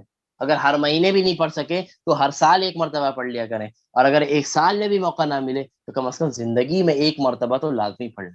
زندگی میں ایک مرتبہ تو اس نماز کو لازمی پڑھ لیں. تو یہ کتنی بڑی فضیلت والی نماز ہے کہ ایک طریقے سے آپ علیہ السلام اپنے چاچا کو ضد کر رہے ہیں کہ اے چاچا آپ یہ کر لینا, یہ کام آپ پڑھ لینا, آج نہیں کل نہیں, زندگی میں کم از کم ایک مرتبہ تو پڑھ لینا. اس سے اس نماز کی اہمیت کے بارے میں معلوم ہوتا ہے. اور حدیث میں آتا ہے, میں بار بار یہ بات, بارہا بار میں نے یہ بات کہی کہ بہت سے جو اعمال کی وجہ سے, جو حدیث میں آتا ہے کہ اس کی وجہ سے آپ کے گناہ معاف ہو جاتے ہیں. آپ نے تہجد کی نماز پڑھی, یا آپ نے اشراق کی, یا آپ نے اوابین کی نماز پڑھی, تو اس سے اتنے گناہ معاف ہو جائیں گے, یہ ساری چیزیں معاف ہو جائیں گی جو دوسرے اعمال سے. تو اس سے میں نے بارہا مرتبہ ہمیشہ بتایا, اس سے وہ گناہ مراد ہوتے ہیں جو چھوٹے گناہ ہوتے ہیں, صغائر ہوتے ہیں. جو بڑے کبیرہ گناہ ہیں وہ توبہ کے علاوہ نہیں معاف ہوتے. وہ توبہ اگر سچے دل سے جب تک نہیں کریں گے, وہ گناہ اس وقت تک معاف نہیں ہوں گے. ہاں, جو چھوٹے چھوٹے گناہ ہیں وہ اللہ تعالیٰ ان اعمال کی وجہ سے وہ معاف کرتا رہتا ہے. لیکن یہ صلاۃ التسبیح تسبیح کی ایک ایسی عجیب نماز ہے، یہ فرض بھی نہیں ہے، فرض سے بھی کبیرہ گناہ معاف نہیں ہوتے ہیں، وہ چھوٹے چھوٹے گناہ معاف ہوتے ہیں، لیکن یہ صلاۃ التسبیح ایک عجیب نماز ہے، ایک اتنی قیمتی نماز ہے، اتنی اہمیت والی نماز ہے کہ یہ ایک تو فرض نہیں ہے، نفل ہے۔ اس نفل کی وجہ سے یہ فضیلت بتائی ہے پیغمبر علیہ السلام نے کہ اس نماز سے انسان کے کبیرہ گناہ بھی معاف ہو جاتے، کبیرہ گناہ جو بغیر توبہ کے معاف نہیں ہوتے، وہ اس نماز صلاۃ التسبیح کی وجہ سے اللہ تبارک و تعالیٰ کی مہربان ذات ہمارے کبیرہ گناہوں کو بھی اس نماز کی وجہ سے کیا کر دیتے ہیں، معاف فرما دیتے ہیں۔ تو یہ بہت قیمتی نماز ہے، بہت بڑی نماز ہے۔ یہ رمضان کا مہینہ آ رہا ہے، آ چکا ہے بلکہ جا رہا ہے، اور ایک قیمتی 10 دن شروع ہونے والے ہیں جس کو آخری عشرہ، جہنم سے خلاصی کا عشرہ، اس کے اندر اللہ تبارک و تعالیٰ نے طاق راتیں رکھی ہیں۔ اس کے اوپر بھی تفصیلی بات کریں گے کہ کون کون سی طاق راتیں ہیں، کیا اعمال کرنے ہیں طاق راتوں میں۔ تو اس کے اندر، ان راتوں کے اندر کم از کم ہر رات، ہر طاق رات کو ایک مرتبہ اس نماز کو پڑھ لیا جائے، اور کوئی بہت زیادہ مشکل نہیں ہے۔ ہم صرف سوچ بنا کے بیٹھ جاتے ہیں کہ یار اس کے اندر اتنی تسبیحات پڑھنی ہے، آدھا گھنٹہ تو ہمارا گیا۔ نہیں، جب تک ہم کسی بارے میں یہ سوچ بنائیں گے نا کہ یہ کام میں کر سکتا ہوں، وہ کام آسان ہو جاتا ہے۔ وہ کام مشکل اسی وقت لگتا ہے جب ہماری سوچ یہ بن جاتی ہے کہ یار یہ کام مشکل ہے۔ ہر مشکل کام کو اگر بندہ یہ سمجھے یہ کام آسان ہے، وہ کام اللہ تعالیٰ اس کے نزدیک آسان کر دیتا ہے۔ اگر ہم پہلے ہی سے اپنے ذہن یہ بنا لیں کہ یار آدھا گھنٹہ کون پڑے گا، آدھا گھنٹہ اتنی محنت لگے گی، یا یہ ہو جائے گا، یہ شیطان، ایک تو شیطان بہکاتا بھی ہے، پھر اپنے آپ کو سوچتا ہے بھائی یار یہ کون کرے گا، تو انسان بہت بڑی بڑی چیزوں سے انسان پھر محروم ہو جاتا ہے۔ تو یہ ہر کوشش کریں، تمام خواتین، تمام مرد حضرات، پورا سال ہمیں وقت نہیں ملتا، پورا سال ہمیں دوسرے کاموں میں لگے رہتے ہیں، یہ رمضان کا مہینہ آیا ہے، جا رہا ہے، ایک قیمتی راتیں شروع ہونے والی ہیں، ان ہر رات میں، ہر طاق رات میں مرد ہر کوئی اس کو ایک مرتبہ پڑھ لے، اور اس کے لیے کوئی وقت کا متعین بھی نہیں ہے کہ یہ اس کو رات میں ہی پڑھنا ہے، دن میں بھی اس نماز کو پڑھ سکتے ہیں، صبح بھی پڑھ سکتے ہیں، جب آپ کو وقت ملے آپ ان نماز کو پڑھ لیں۔ جیسے پیغمبر فرماتے ہیں ہر مہینے، ہر دن، ہر مہینے، ہر سال، نہیں تو زندگی میں ایک مرتبہ تو لازمی پڑھ لیا جائے۔ تو ہم، یہ حکم ہمیں بھی ملا ہے کہ ہم روزانہ پڑھیں، روزانہ نہیں پڑھ سکے ہر جمعے کو پڑھ لیں، نہیں پڑھ سکتے ہر مہینے پڑھ لیں، ہر مہینے تو کم از کم رمضان میں تو پڑھ لیں، رمضان میں نہیں تو رمضان کی آخری راتوں میں تو پڑھ لیں، اگر نہیں تو زندگی میں تو کم از کم ایک مرتبہ پڑھ لیں۔ تو جس نے آج تک صلاۃ التسبیح کی نماز نہیں پڑھی، وہ نیت کرے کہ میں اس رمضان میں آج ہی، کل ہی، یا ان راتوں میں لازمی پڑھوں گی، ابھی سے نیت کریں۔ اگر نیت جب ہوگی تو اللہ تعالیٰ توفیق بھی دیتا ہے، جب نیت ہی نہیں ہوگی تو اللہ تعالیٰ پھر توفیق بھی نہیں دیتا۔ اچھا، اس نماز کے فضائل میں نے بتا دیے کہ اس سے اتنی بڑی فضیلت کہ کبیرہ گناہ بھی معاف ہو جاتے ہیں۔ اور یہ نماز کا طریقہ میں آپ کو بتا دیتا ہوں، یہ اس کے اندر یہ 4 رکعت نفل کی نماز ہے۔ اگر آپ کوشش کریں، اگر ہو سکے تو آپ کوئی نوٹ بک یا پینسل یا پین وغیرہ لے لیں، کیونکہ یہ تھوڑا سا وہ ہے تو بندہ ایسے کونے میں بھول جاتا ہے، اگر وہ لکھ لیا جائے تو یاد رہ جاتا ہے۔ تو میں 2 منٹ رک جاتا ہوں، اگر خواتین یا مرد حضرات کوئی پین، نوٹ بک یا پینسل اٹھا رہے ہیں تو وہ اٹھا سکتے ہیں۔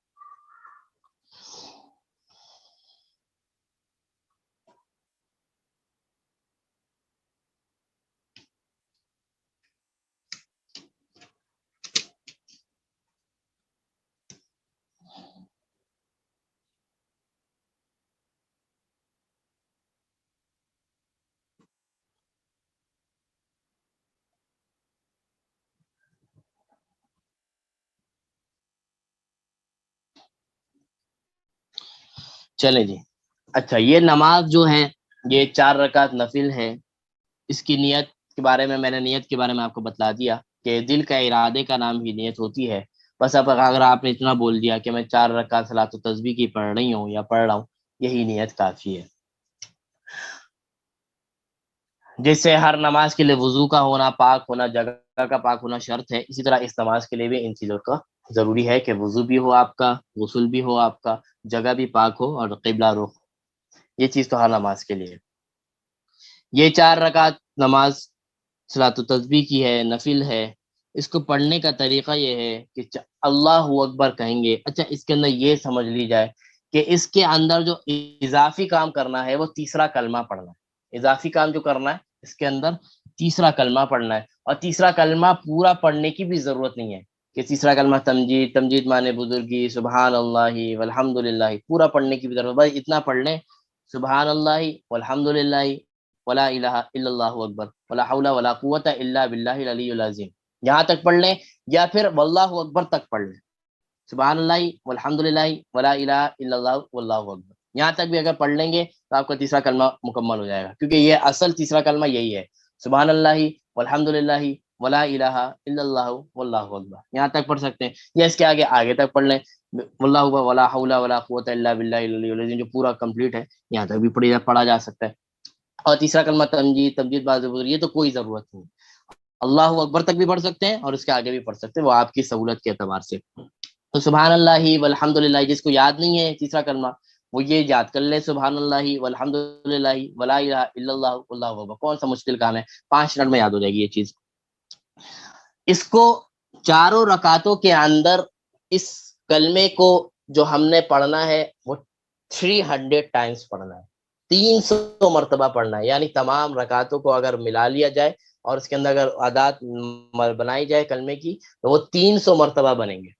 اب 300 مرتبہ کو ہم نے ہر رکعت کے اوپر ڈیوائڈ کرنا ہے، 300 مرتبہ کو ہر رکعت کے اوپر اگر ہم ڈیوائڈ کر دیتے ہیں تو 75 75 75 بنتے ہیں، 75 پلس 75 75 پلس 75 یہ پورے 300 بن جاتے ہیں۔ تو معلوم ہوا کہ چاروں رکعتوں کے اندر 300 مرتبہ 300 ٹائمز ہمیں یہ تیسرا کلمہ پڑھنا ہے، اور ہر رکعت کے اندر 75 مرتبہ پڑھنا ہے، جب ہر رکعت میں 75 پڑھیں گے تو 300 ٹائمز ہمارا یہ ہو جائے گا۔ اللہ اکبر کہہ دیا، اللہ اکبر کہنے کے بعد ہمیں ثنا پڑھنی ہے، ثنا سبحانک اللہم پڑھ لی، ثنا پڑھنے کے بعد ہمیں 15 ٹائمز لکھ لیں، 15 ٹائمز ثنا کے بعد ہمیں یہ کلمہ پڑھنا ہے، سبحان اللہ والحمد للہ ولا الہ الا اللہ واللہ اکبر یا ولا حول ولا قوت، پورا یہاں تک 15 مرتبہ ہم نے ثنا کے بعد پڑھنا ہے، سورۃ الفاتحہ سے پہلے پڑھنا ہے، 15 مرتبہ ہم نے یہ پڑھ لیا ثنا پڑھنے کے بعد۔ اب 15 مرتبہ پڑھنے کے بعد ہمیں سورہ فاتحہ پڑھنی ہے، سورہ فاتحہ پڑھ لی، اس کے بعد کوئی بھی سورت جو آپ کو یاد ہے آسانی سے وہ سورت پڑھ لی۔ اب سورت پڑھنے کے بعد ہمیں جانا ہوتا ہے رکوع کے اندر، تو رکوع میں جانے سے پہلے سورت پڑھنے کے بعد، رکوع میں جانے سے پہلے اور سورت پڑھنے کے بعد 10 مرتبہ اس تیسرے کلمے کو پڑھنا ہے۔ سورت ہم نے پڑھ لی، اب 10 مرتبہ ہم پڑھیں گے سبحان اللہ والحمد للہ ولا الہ الا اللہ واللہ اکبر، اور یہ آہستہ آواز سے، مرد حضرات بھی اور خواتین بھی آہستہ آواز سے پڑھیں گی، تو 10 مرتبہ ہو جائے گا رکوع میں جانے سے پہلے۔ ثنا سے پہلے ہم نے ثنا کے بعد ہم نے پڑھا تھا 15 مرتبہ، اور یہاں پہ ہم نے پڑھا 10 مرتبہ، تو کتنے ہو گئے 25 ہو گئے، 25 ہو گئے۔ اب 10 مرتبہ پڑھ لیا، اللہ اکبر کہہ کر ہم رکوع میں چلے جائیں گے، اللہ اکبر کہہ کر ہم رکوع میں گئے، رکوع کی تسبیح پڑھی، سبحان ربی العظیم سبحان ربی العظیم 3 مرتبہ 5 مرتبہ جتنے بھی دفعہ جس کا معمول ہے وہ پڑھ لی۔ اب پڑھنے کے بعد رکوع کی تسبیح کے بعد 10 مرتبہ یہ سبحان اللہ والحمد للہ یہ تیسرا کلمہ پڑھیں گے، یہ 10 مرتبہ پڑھ لیا تو 15 پلس 10 پلس 10 کتنے ہو گئے 25 پلس 10 35، 35 مرتبہ ہو گیا۔ اب اللہ اکبر کہہ کے اٹھیں گے، سیدھے کھڑے ہو جائیں گے، اب سجدے میں ہمیں جانا ہے، سجدے میں جانے سے پہلے جب ہم ربنا لک الحمد کہہ دیا، سمیع اللہ لمن حمیدہ کہہ دیا اور ربنا لک الحمد کہہ دیا، اب یہاں پر آپ نے 10 مرتبہ دوبارہ سے یہ سبحان اللہ والحمد للہ یہ پڑھنا ہے، تو 35 پلس 10 کتنے ہو گئے 45 ہو گئے۔ 10 مرتبہ پڑھنے کے بعد اللہ اکبر کہہ کے سجدے میں جائیں گے، سجدے کے اندر ہم نے سجدے کی تسبیح پڑھی سبحان ربی الاعلیٰ، پھر سجدے کی تسبیح کے بعد 10 مرتبہ پھر دوبارہ سے اسی کو پڑھنا ہے سبحان اللہ والحمد للہ ولا الہ الا اللہ واللہ اکبر، تو 45 پلس 10 کتنے ہو گئے 55 ہو گئے۔ اب اللہ اکبر کہہ کے اٹھیں گے، اور دونوں سجدے کے درمیان جو ہم بیٹھتے ہیں جس کو ہم جلسہ کہتے ہیں، اس بیٹھنے کو دونوں سجدے کے درمیان جو ہم چند سیکنڈ کے لیے بیٹھتے ہیں پھر دوسرا سجدہ کرتے ہیں، اس کو جلسہ کہا جاتا ہے۔ تو اس موقع پر جب اللہ اکبر کہہ کے پہلے سجدے سے اٹھیں گے تو دوسرے سجدے میں جانے سے پہلے 10 مرتبہ بیٹھے بیٹھے پڑھ لیں گے، تو 10 مرتبہ پڑھ لیں گے تو 55 پلس 10 کتنے ہو گئے 65 ہو گئے، 65 ہو گئے۔ اب دوسرا سجدہ ہم کریں گے دوسرا سجدہ کیا سبحان رب العالی اس کی تسبیح پڑھی، پھر اس کے بعد دوسرا سجدہ کرنے تسبیح کے بعد پھر 10 مرتبہ ہم یہی تیسرا کلمہ پڑھ لیں گے. تیسرا کلمہ ہم یہاں پہ پڑھ لیں گے تو ہمارا 75 کا جو عدد ہے وہ مکمل ہو جائے گا. 75 کا عدد کیا ہو جائے گا؟ مکمل ہو جائے گا. پھر اللہ اکبر کہہ کر ہم سیدھا دوسری رکعت کے لیے کیا ہو جائیں گے؟ کھڑے ہو جائیں گے. اب سوال یہ پیدا ہوتا ہے کہ دوسری رکعت میں تو ثنا تو پڑھتے ہی نہیں ہے، نہ تیسری رکعت میں پڑھتے ہیں نہ چوتھی رکعت میں پڑھتے ہیں. ثنا تو صرف پہلی رکعت میں پڑھتے ہیں اور 15 مرتبہ ثنا کے بعد پڑھنا ہے. تو اس کے اندر یہ یاد رکھ لیں، دوسری رکعت، تیسری رکعت اور چوتھی رکعت میں ثنا نہیں ہے. تو جیسے ہی ہم دوسرا سجدہ کر کے اللہ اکبر کہہ کے کھڑے ہوں گے تو یہاں پر ہم نے تلاوت شروع کرنے سے پہلے، سورہ فاتحہ شروع کرنے سے پہلے 15 مرتبہ پہلے پڑھ لینا ہے یہی سبحان اللہ والحمد. ثنا نہیں ہے، ثنا کو تو پڑھنا نہیں ہے. پھر اس سے پہلے 15 مرتبہ یہ پڑھیں گے سبحان اللہ والحمد للہ. اس کے بعد پھر سورت ہماری شروع ہو جائے گی، سورۃ الفاتحہ سورت. پھر اس کے بعد پھر 10 مرتبہ اسی طرح دوسری رکعت میں بھی چلے گا، اسی طرح تیسری رکعت میں بھی چلے گا، اسی طرح چوتھی رکعت میں بھی چلے گا. ٹھیک ہے، اسی طرح چوتھی رکعت میں بھی چلے گا. اور چوتھی رکعت کے اندر یا دوسری رکعت کے اندر تشہد ہے، دوسرے سجدے کے اندر ہمارا یہ عادت مکمل ہو جانا چاہیے ہر رکعت کا. ٹھیک ہے، ہر رکعت کا دوسرے سجدے کے اندر ہمارا یہ عمل کیا ہو جانا چاہیے؟ مکمل ہو جانا. اتحیات میں کچھ نہیں پڑھنا. جب اتحیات میں بیٹھیں گے تو اتحیات درود شریف کے بعد کی دعا سلام پھیریں گے. اسی طرح چوتھی رکعت کے اندر بھی اتحیات پڑھیں گے، درود شریف کے بعد کی دعا، اس کے بعد سلام پھیر لیں گے. تو ہمارا جو عدد ہے یہ دوسرے سجدے کے اندر یہ مکمل ہو جانا چاہیے. اب اس کے اندر یہ پریشانی ہوتی ہے کہ انسان یہ ان عادات کو یاد کیسے رکھے کہ میں نے کتنی دفعہ پڑھ لیا. تو اس کا بہترین طریقہ بتایا جاتا ہے. اچھا، اس کے اندر کاؤنٹر لینے کی اجازت نہیں ہے. اگر آپ نے یہ سوچا کہ میں کاؤنٹر جو ملتے ہیں تسبیح کی شکل میں وہ اس کو پہن لوں، اس چیز میں کاؤنٹ کروں، تو اگر اس طرح کاؤنٹ کریں گے تو آپ کی نماز چھوٹ جائے گی. یا اس طرح آپ نے تسبیح اٹھا لی، تسبیح میں آپ کاؤنٹ کریں تو اس سے بھی نماز چھوٹ جائے گی. یا ہاتھ میں آپ کاؤنٹ کر رہے ہیں انگلیوں پر تو اس سے بھی نماز ٹوٹ جائے گی. اس کا بہترین طریقہ کاؤنٹ کرنے کا، ایک تو اس نماز کے اندر ذہن حاضر بہت ہونا چاہیے، کیونکہ یہ سارا کام ذہن کا ہے. ذہن بہت حاضر ہونا چاہیے. جب ذہن حاضر ہوگا تو انسان کاؤنٹ یاد رکھ سکتا ہے، وہ ساری چیزیں یاد رکھ سکتا ہے میں نے کتنے دفعہ پڑھا. اس کا دوسرا طریقہ یہ بتایا گیا کہ جب ہم نے ہاتھ باندھا ہوا ہے، اب 15 دفعہ پڑھ رہے ہیں، تو پہلی جو انگلی ہے شہادت کی، ایک دفعہ اگر پڑھ لیا تو اس انگلی کو تھوڑا دبا دیں. دوسری مرتبہ پڑھ لے تو اس انگلی کو دبا دیں. تیسری مرتبہ پڑھ لے تو اس انگلی کو تھوڑا ہاتھ کے اوپر دبا دیں، تاکہ پتہ چل جائے میری 3 انگلی دبی ہوئی ہے تو اس کا مطلب میں نے 3 مرتبہ، اس لیے چوتھی مرتبہ، اس لیے 5 مرتبہ انگوٹھا دبا دیں. یہ 5 مرتبہ ہو جائے پھر انگلی کو ڈھیلا چھوڑ دیں، پھر دوبارہ 5 مرتبہ دبا دیں. یہ یاد رکھیں میں نے 5 پڑھ لیا. پھر دوبارہ یہ صرف 3 دفعہ کریں گے تو 15 مرتبہ ہو جائے گا. 5 5 5. اسی طرح رکوع کے اندر یا سجدے کے اندر یا کھڑے ہوں گے تو کھڑے ہونے کی حالت میں ہاتھ سیدھے ہیں تو ران کے اوپر آپ ہاتھ کو تھوڑا رکھ کے نیچے کھڑ کے اور ہاتھ ران کے اوپر پہلے ایک دفعہ پڑھیں شہادت کی انگلی دبا دیں، دوسری انگلی دبا دیں. 5 مرتبہ ہو جائے پھر انگلی ڈھیلی چھوڑ دیں، پھر 5 مرتبہ ایسا دبا دیں تو آپ کو پتہ چل جائے کہ میں نے 10 مرتبہ، میری 3 انگلیاں دبی ہوئی ہیں تو اس کا مطلب ہے میرا 10 مرتبہ. دبانے کا مطلب ہے کہ ران کے اوپر تھوڑا سا ٹچ کرنا ہے سختی کے ساتھ ایسے. تو اس طرح آپ کا ہو جائے گا. اسی طرح سجدے کی حالت میں زمین کے اوپر دبا دیں تھوڑا سا، 2 انگلی میری دبی ہوئی، 3 دبی. تو اس سے اس طرح یاد کرنے کا طریقہ ہے. اس سے نماز بھی نہیں ٹوٹے گی اور اس سے انسان کی ہیلپ ہو سکتی ہے. اور اگر ایسا ہو گیا کہ آپ کو ثنا سے پہلے، ثنا کے بعد یا ثنا سے پہلے دوسری رکعت کے اندر ثنا تو ہے نہیں، ہمیں 15 مرتبہ پڑھنا تھا، ہم نے غلطی سے 10 مرتبہ پڑھا اور سورہ فاتحہ شروع کر دیا. ایسی غلطیاں ہو جاتی ہیں. پھر یار میں جو 15 مرتبہ، تو وہ جو 5 بچے ہیں نا، اس 5 جو بچے ہیں اس کو آگے والی تسبیح کے اندر جوڑ دیں. 10 پڑھنا ہے تو وہاں 15 کر دیں. تو اس طرح وہ لیول آ جائے گا، لیول ہو جائے گا، بیلنس ہو جائے گا. تو اس طرح کیا جا سکتا ہے. تو یہ صلاۃ التسبیح کی نماز ہے. پھر بھی اگر کوئی اونچ نیچ ہوتی، ہم نے کوشش کی پھر یہ اونچ نیچ ہو گئی، کوئی تسبیح زیادہ ہو گئی یا کم ہو گئی، تو اللہ تعالیٰ بڑا غفور الرحیم ہے. وہ ہماری کوششوں کو دیکھتا ہے، ہماری محنتوں کو دیکھتا ہے کہ ہم محنت تو کی ہے، ہم نے ذہن تو لگایا، پھر بھی اونچ نیچ ہو گیا تو اللہ سے ایک تو معافی مانگ لے کہ اللہ ہم جس طرح پڑھنا چاہیے تھا ہم پڑھ نہیں سکے. تو اللہ تعالیٰ بڑا غفور الرحیم ہے. تو یہ نماز اگر ہم پڑھ لیں گے تو ہمارے کبیرہ گناہ بھی معاف ہو جائیں گے. بڑی فضائل والی نماز ہے. یہ پورا مکمل نماز کا طریقہ میں نے آپ کو بتا دیا. پھر بھی اگر کسی کو کوئی سمجھ میں نہ آیا ہو تو پوچھ سکتے ہیں، کوئی مسئلے کی بات نہیں ہے.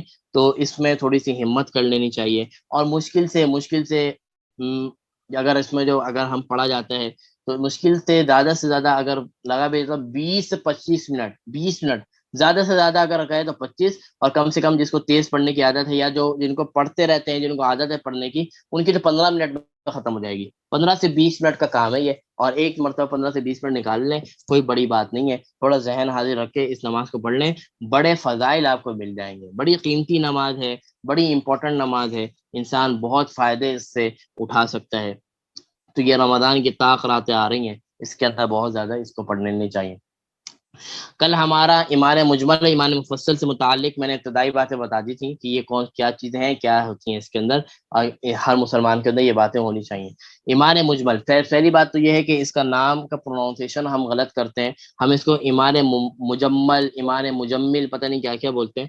اصل لفظ جو ہے وہ ایمان مجمل ہے, ایمان مجمل. فرمایا آمنت باللہ, میں ایمان لے کر آیا کس پر, اللہ پر. یہ مسلمان ہونے کی سب سے پہلی شرط کہ میں ایمان لے کر آیا اللہ پر. کما ہوا باسمائہ و صفاتہ, جیسے کہ اس کے نام ہیں اور جیسے کہ اس کے صفات ہیں.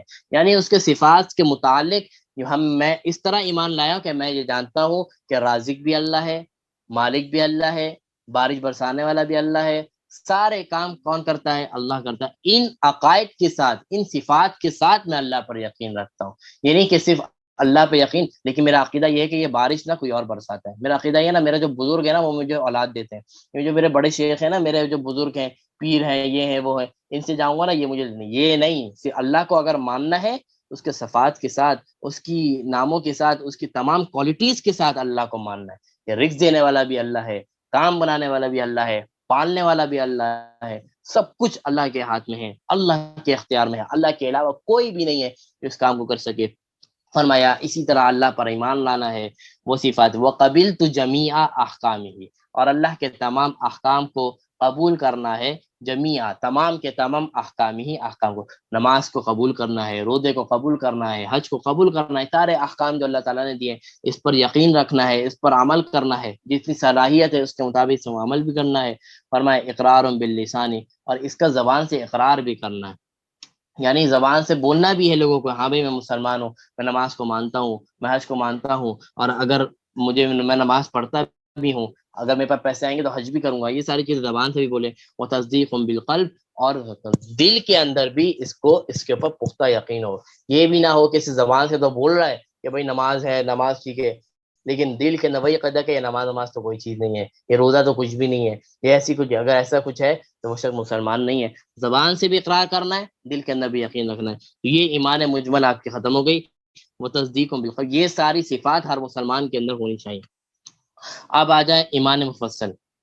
اچھا, ایمان مجمل میں ساری وہ باتیں تھیں جو خاص اللہ سے تعلق رکھنے والی تھیں, اللہ کے ساتھ تھیں خاص. اور ایمان مفصل میں وہ باتیں ہیں جو اللہ کے ساتھ جو چیزیں جڑی ہوئی ہیں, یا اللہ کی طرف جس چیزوں کی نسبت ہوتی ہے, ان چیزوں پر بھی عمل کرنا ہے. ایمان مجمل میں, ایمان مفصل میں وہ بات ہے. فرمایا آمنت باللہ, سب سے پہلے نمبر پہ تو وہی ہے کہ میں اللہ پر ایمان لایا, اسی طرح جس طرح اس کے نام ہے, اس کی صفات ہے. وہ ملائکتہ, اور اس کے فرشتوں پر. یہ اللہ کے ساتھ جڑی ہوئی ہے, فرشتے کی ذات, فرشتے کی ذات جڑی ہے, مطلب اس کی نسبت اللہ نے بنائی ہے فرشتوں کو. تو وہ ملائکتہ, میں اس کے فرشتوں پہ بھی ایمان لایا. بہت سے لوگ مسلمان بھی ایسے لوگ پیدا ہوئے ہیں جو سائنٹسٹ کہلاتے ہیں اپنے آپ کو, یا بڑے بڑے فلاسفر, بڑے بڑے دانشور کہلاتے ہیں. انہوں نے بہت ساری جگہ اپنی کتابوں میں یہ لکھا کہ جو چیزیں نظر نہیں آتی ہیں اس کا کوئی وجود نہیں ہوتا. اس نے لکھا کہ فرشتے نظر نہیں آتے تو فرشتوں کا بھی کوئی وجود نہیں ہے. یہ عقیدہ اگر ہوگا تو آپ مسلمان نہیں ہیں. مسلمان کی شرط ہے کہ وہ ملائکہ پر بھی ایمان رکھے, اللہ کے فرشتوں پر بھی ایمان. جس کا ذکر قرآن مجید میں آیا, وہ ایسا ہو سکتا ہے کہ اللہ جھوٹ لکھے اپنے قرآن میں؟ فرشتے ہیں تبھی تو اللہ تعالیٰ نے جگہ جگہ پہ ملائکہ. ہم سورۃ القدر پڑھتے ہیں, تنزل الملائکۃ والروح, فرشتے نازل ہوتے ہیں اس دن. تو یہ فرشتے کا وجود ہے تبھی تو اللہ تبارک و تعالیٰ نے قرآن کے اندر اس کا ذکر بارہا مرتبہ کیا کہ فرشتوں نے سجدہ کیا, شیطان نے سجدہ نہیں کیا, کتنی مرتبہ. تو یہ جز ہے, ایمان کا جز ہے, اس کے اوپر آیا یقین رکھنا کہ آمنت باللہ, میں ایمان لایا. وہ ملائکتہ, اور اس کے فرشتوں کے اوپر بھی ایمان لایا. وہ کتبہ, اور اس کی تمام کتابوں پر بھی ایمان لایا. جو مشہور ترین کتابیں ہیں, تورات, زبور, انجیل اور قرآن مجید, ان چاروں کتابوں کے اوپر میں ایمان رکھتا ہوں کہ یہ اللہ کی کتابیں ہیں. بعد میں آنے والے کے لوگوں نے پھر ان کتابوں میں تبدیل کر دیا, بدل دیا, پھر وہ کتاب اپنے حق میں, اپنے حالت میں نہیں ہے. لیکن صرف قرآن مجید ایک ایسی کتاب ہے جو قیامت تک کے لیے جیسی ہے, جیسی نازل ہوئی تھی ویسی ہی رہے گی, کیونکہ اس کی حفاظت کی ذمہ داری اللہ تبارک و تعالیٰ نے خود لی ہے. فرمایا ورسولہ, اور اس کے تمام رسولوں پر بھی ایمان رکھنا. صرف جناب نبی کریم صلی اللہ علیہ وسلم پر نہیں, تمام انبیاء علیہ السلام پر ایمان رکھنا کہ اللہ کے پیغمبر تھے، اللہ کے سچے بندے تھے، اللہ کے محبوب ترین بندے تھے، اللہ کے معصوم ترین بندے تھے، کہ اللہ کی طرف سے آئے ہوئے تھے، ان تمام رسولوں پر ایمان رکھنا اور ان کی عزت و احترام کرنا، والیوم الآخری، قیامت کے دن پر ایمان رکھنا۔ کفار بہت سی جب کفاروں میں بہت ساری چیزیں ہوتی تھیں لیکن وہ قیامت کے دن پہ ایمان نہیں رکھتے تھے، تو یہ بھی بڑا ایمان کا جز ہے کہ وہ قیامت کے دن پر ایمان رکھے کہ ایک دن ایک آخرت کا دن بھی آنے والا ہے۔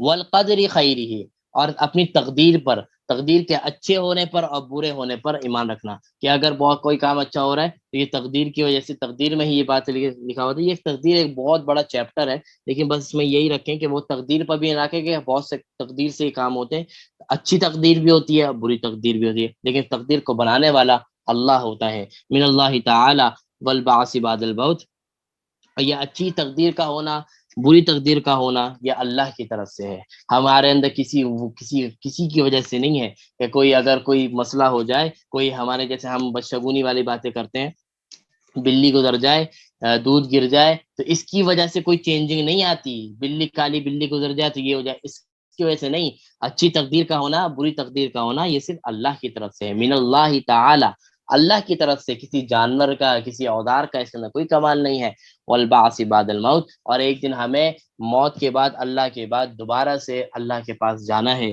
یہ عقائد وہ ہیں کہ جو ہر مسلمان کے اندر ہونے چاہیے، وہ اگر یہ عقائد کسی مسلمان کے اندر، کسی اسلام والے کے اندر نہیں ہے تو وہ شخص مسلمان نہیں ہے، یہ بنیادی، یہ بیسک عقائد ہیں، بیسک بلیفس ہیں جو ہر مومن کے اندر ہونے چاہیے، اگر یہ صفات، یہ ساری چیزیں عقائد اس کے اندر ہے تو وہ مومن ہے، اس میں سے ایک چیز بھی اگر نہیں کیا تو ہم کافر ہو جائیں گے، ہم اسلام کے دائرۂ اسلام سے خارج ہو جائیں گے، اس ایمان لانے کے لیے اسلام کی ساری چیزوں پر یقین رکھنا، اسلام کی ساری چیزوں پر اس کے عقیدہ بنانا، قرآن، نبی، حج، زکوٰۃ، تمام عبادتوں پر یقین رکھنا، تمام انبیاء پر، تمام کتابوں پر یقین رکھنا، یہ ضروری ہے ایمان لانے کے لیے، اور ایمان سے نکلنے کے لیے ان تمام چیزوں کی ایک چیز کا بھی اگر انکار کر دیا تو وہ اسلام سے خارج ہو جائے گا، تو یہ نہیں ہے کہ جب سب چیزوں کا انکار کرے گا تب اسلام سے نکلے گا، نہیں، اس میں سے ایک چیز کا بھی انکار کر دے گا وہ اسلام سے نکل جائے گا، یہ بہت سینسٹیو معاملہ ہوتا ہے، بہت سنجیدہ معاملہ ہوتا ہے، اس کے اندر اپنے آپ کا ذہن بہت زیادہ بہت زیادہ اس بارے میں بہت صحیح رکھنا چاہیے کہ یہ جو اسلامی عقائد سے متعلق چیزیں ہیں، خدا نخواستہ کچھ اونچ نیچ ہوئی تو ہم بڑے نقصان کر بیٹھ سکتے ہیں، تو اللہ تبارک و تعالیٰ سے دعا ہے جو پڑھا ہے، جو سنا ہے، جو احادیث کے اندر باتیں آئی ہیں وہ اس پر عمل کرنے والا بنا، اس کے علاوہ یہ جو صلاۃ التسبیح سے متعلق ہم نے فضائل اس کا طریقہ سنا، یا اللہ ہم میں سے ہر شخص کو، ہر عورت کو، ہر مرد کو یہ توفیق دے کہ وہ اس رمضان کے اندر اس کم از کم ایک مرتبہ تو اس صلاۃ التسبیح کی نماز پڑھ لیں، تاکہ وہ جو آپ علیہ السلام کی جو ایک طریقے سے وش تھی، ضد تھی، اور آپ کی چاہت تھی کہ میرے امتی کسی طرح یہ نماز پڑھ لیں، تو وہ چاہت اللہ کے نبی کی پوری ہو جائے، اور ہر کوئی یہ شخص یہ نماز پڑھ لو، جو فضائل آپ علیہ السلام نے بتائے، اس سے کبیرہ گناہ بھی معاف ہو جاتے ہیں، اللہ اسی طرح ہمارے اس نماز کے ذریعے ہمارے کبیرہ گناہوں کو معاف فرما دے، اور اسی طرح یہ جو ایمان مجمل کی جو باتیں، ایمان مفصل کی جو باتیں آئیں، یہ جو بنیادی عقائد ہیں، یا اللہ اس عقائد کو ہمارا اس پر پختگی دائم سے فرما، ان عقائدوں پر ہماری موت آئے، ان عقائدوں پر، ان باتوں پر ہماری ہم زندگی سے جائیں تو ہمارے عقائد میں شامل ہوں، اللہ تبارک و تعالیٰ سے دعا ہے جو پڑھا ہے، جو سنا ہے، اس پر عمل کرنے والا بنا دے، سب سے پہلے مجھے اور جو سن رہے ان سب کو، اور اس کو آگے پھیلانے والا بنا دے، سبحان ربک رب العزۃ عما یصفون وسلام علی المرسلین والحمد للہ رب العالمین، وآخر دعوانا ان الحمد للہ رب العالمین، السلام علیکم ورحمۃ اللہ تعالی وبرکاتہ۔